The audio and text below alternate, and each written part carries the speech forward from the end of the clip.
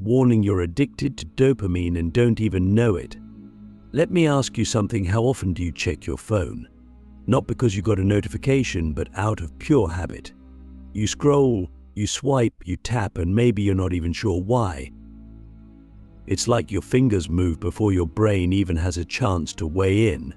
And here's the most unsettling part: you think you're in control, but are you?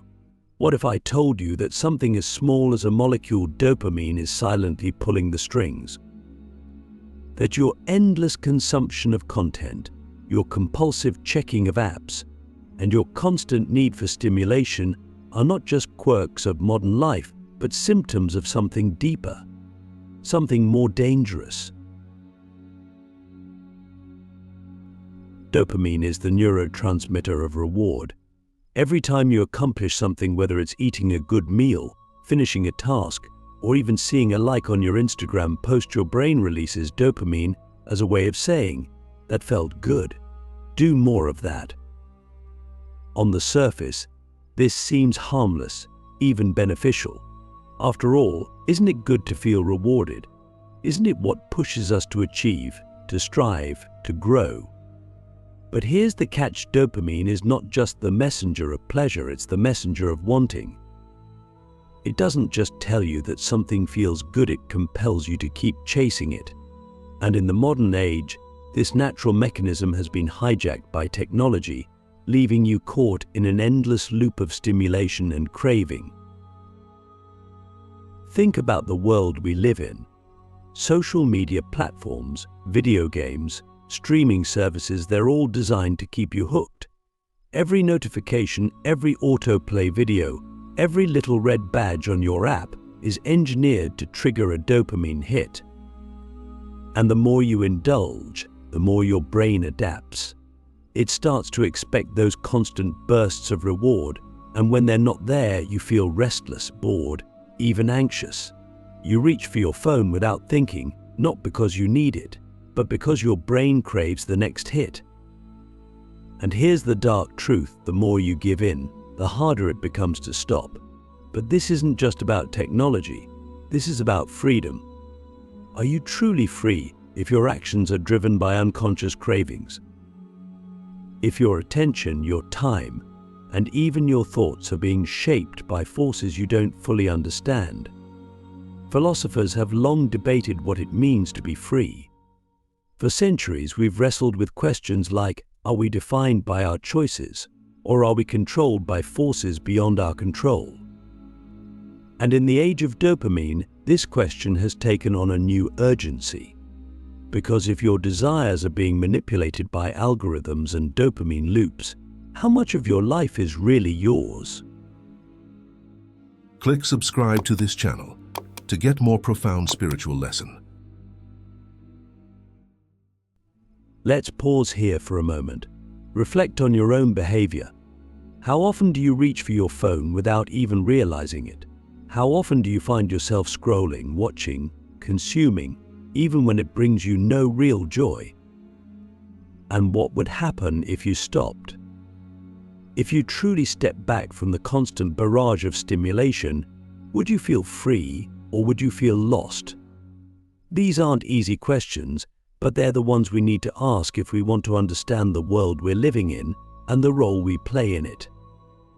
Here's something even deeper to consider: dopamine doesn't just shape what you do, it shapes who you are. Your brain is constantly rewiring itself based on your habits. The more you chase dopamine, the more you strengthen the neural pathways that drive that behavior.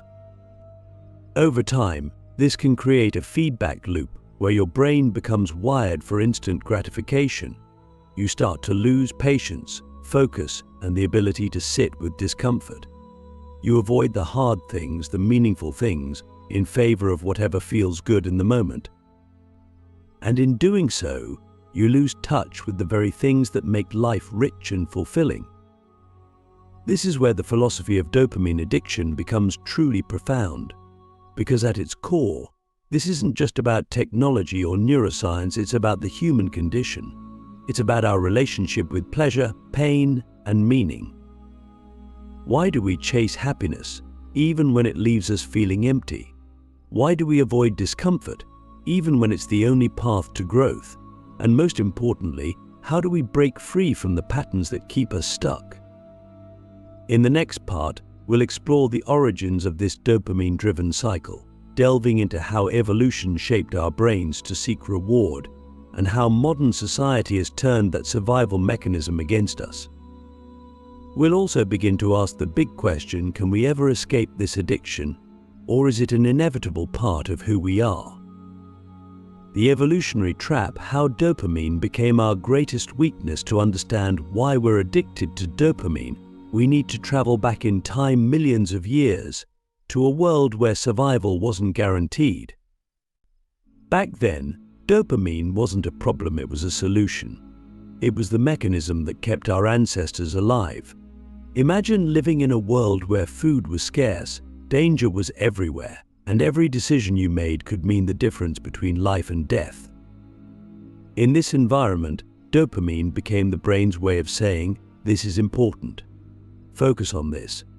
Do it again." It rewarded behaviors that helped us survive, finding food, seeking shelter, reproducing. And because resources were limited and fleeting, dopamine wasn't just about pleasure, it was about pursuit. It kept us motivated to keep going, to keep looking, to keep striving. But here's the thing, this system was designed for a very different world than the one we live in today. For most of human history, rewards were hard to come by. You had to hunt for your food, build your shelter, and cultivate your relationships. But dopamine was a rare treat, a burst of motivation that pushed you to take action when it mattered most. But in the modern world, everything has changed. Rewards are no longer rare, they're everywhere. Food is delivered to your doorstep. Entertainment is available 24/7. Social validation is just a click away. And your brain, which evolved in a world of scarcity, doesn't know how to handle this abundance. Think about the apps on your phone, the shows you binge watch, the endless stream of notifications you receive. Every one of these is a carefully designed dopamine trigger. Social media platforms use likes, comments, and shares to create a sense of validation. Video games use achievements, levels, and rewards to keep you playing. Even streaming platforms use cliffhangers and autoplay to keep you hooked. These systems aren't just entertaining, they're addictive. They exploit the same dopamine pathways that once helped us survive, turning them into tools of manipulation. And the consequences are profound. When dopamine is constantly available, the brain starts to change. It becomes desensitized, requiring more and more stimulation to feel the same level of reward. This is why scrolling through your phone for 5 minutes turns into an hour. Why does one episode of a show turn into an entire season? Why a single like on social media no longer feels satisfying? You need more likes, more comments, more attention to get the same hit. Over time, this cycle of overstimulation can erode your ability to enjoy anything at all.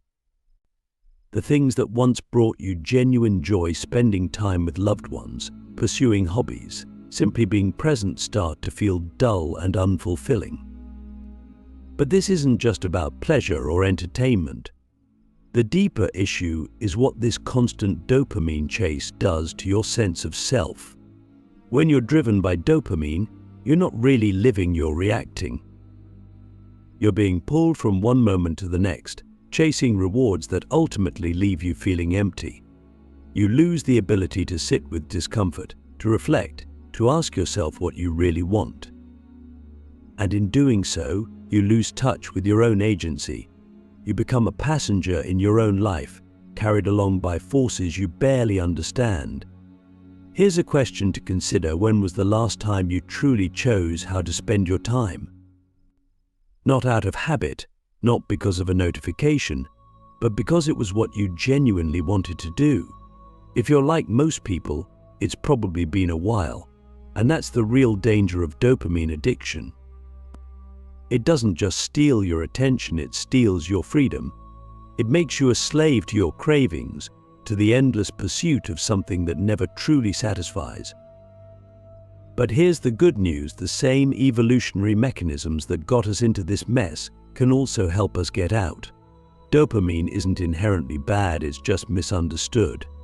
When used wisely, it can be a powerful tool for growth, motivation, and fulfillment. The key is learning how to take control of your relationship with it rather than letting it control you. In the next section, we'll explore how to break free from the dopamine trap. But we'll look at practical ways to reclaim your focus, rebuild your attention span, and reconnect with the things that truly matter. But more importantly, we'll dive into the philosophical implications of this struggle, what it means to live a life that's not just reactive, but intentional. Because the question isn't just, how do we stop being addicted to dopamine? The question is, how do we start living with purpose? Breaking the chains, reclaiming your freedom from dopamine dependency. Let's imagine for a moment that you're standing in front of a vast, open field.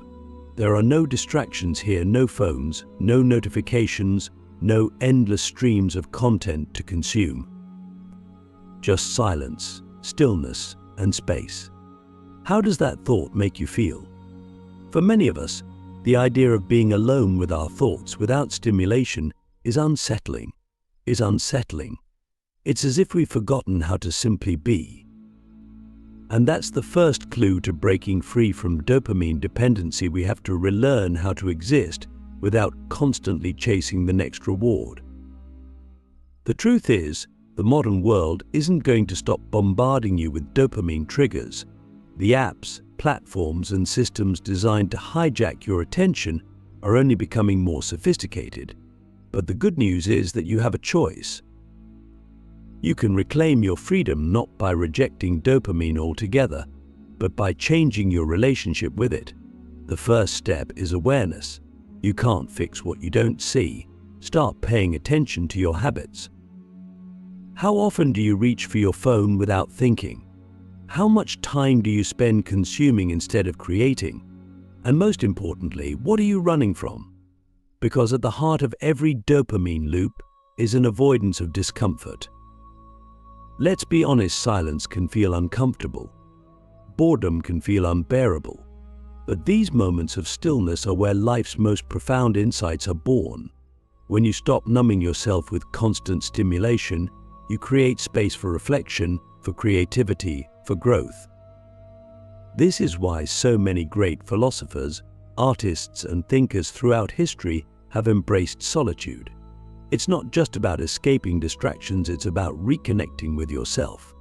And that's something no app, no notification, no dopamine hit can ever give you.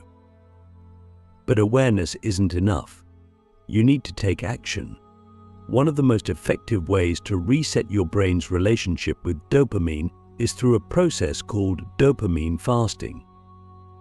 This doesn't mean depriving yourself of all pleasure or joy. It means intentionally stepping away from artificial sources of stimulation.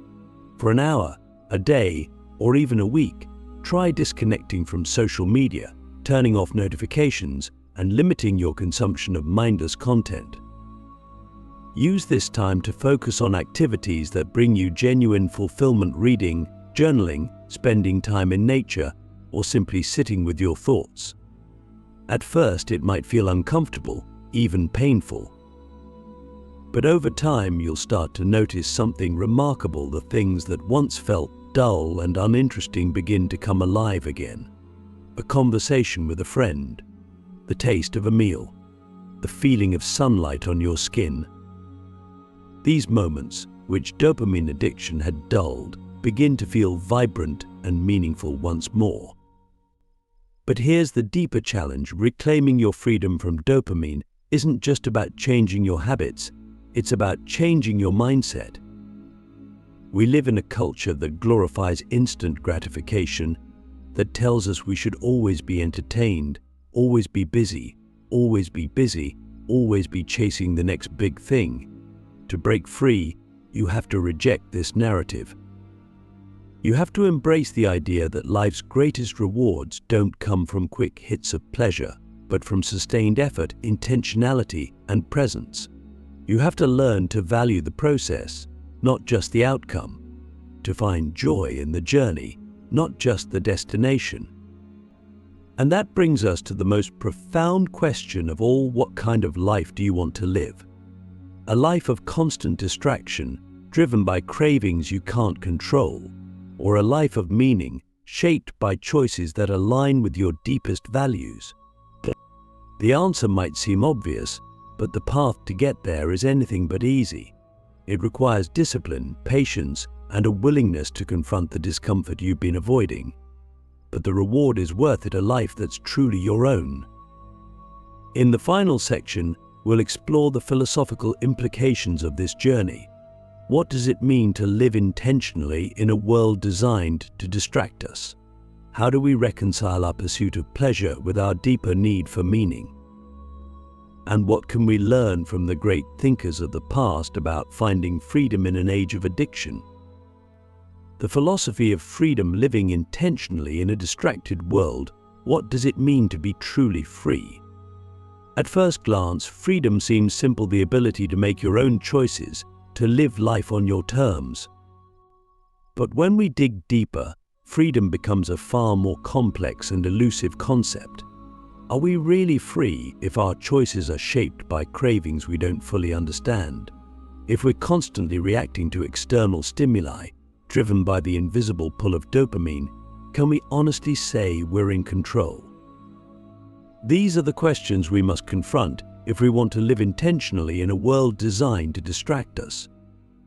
The philosopher Soren Kierkegaard once said, "Anxiety is the dizziness of freedom." What he meant is that freedom is not just the absence of constraints teased the weight of responsibility. To be free is to stand before the infinite possibilities of life and choose, knowing that every choice carries consequences. But here's the problem: in our dopamine-driven culture, we're often too distracted to make real choices. Instead of engaging with life's deeper questions: who am I? What do I value? What kind of life do I want to live? We numb ourselves with endless streams of content, chasing fleeting pleasures that leave us feeling empty. True freedom requires more than the ability to choose. It requires the ability to choose well. And that can only happen when we slow down, disconnect from the noise, and reconnect with what truly matters. This is where the ancient philosophers can guide us. Think of the Stoics, who taught that freedom comes not from external circumstances, but from mastery of the self.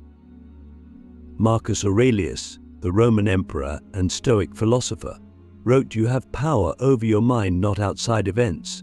Realize this, and you will find strength." In our context, this means recognizing the ways in which dopamine and distraction have taken hold of our minds and taking deliberate steps to reclaim that power. But freedom isn't just about rejecting distractions, it's about embracing meaning. Viktor Frankl, a Holocaust survivor and existential philosopher, argued that the search for meaning is the essence of human existence. He wrote, "When we are no longer able to change a situation, we are challenged to change ourselves. Finding meaning requires us to look beyond instant gratification and ask the harder questions: what gives my life purpose? What am I willing to struggle for? What legacy do I want to leave behind?" Here's the ultimate paradox: the pursuit of freedom isn't free. It demands effort, discipline, and a willingness to confront discomfort. But the reward is profound. By breaking free from dopamine dependency, you don't just regain control of your attention, you gain the ability to live a life of intention, guided by your deepest values. You rediscover joy in the simple, the meaningful, the real. And in doing so, you take the first step toward becoming the person you were always meant to be. The question now is, will you choose freedom, or will you let your life continue to be shaped by forces outside your control? The choice is yours.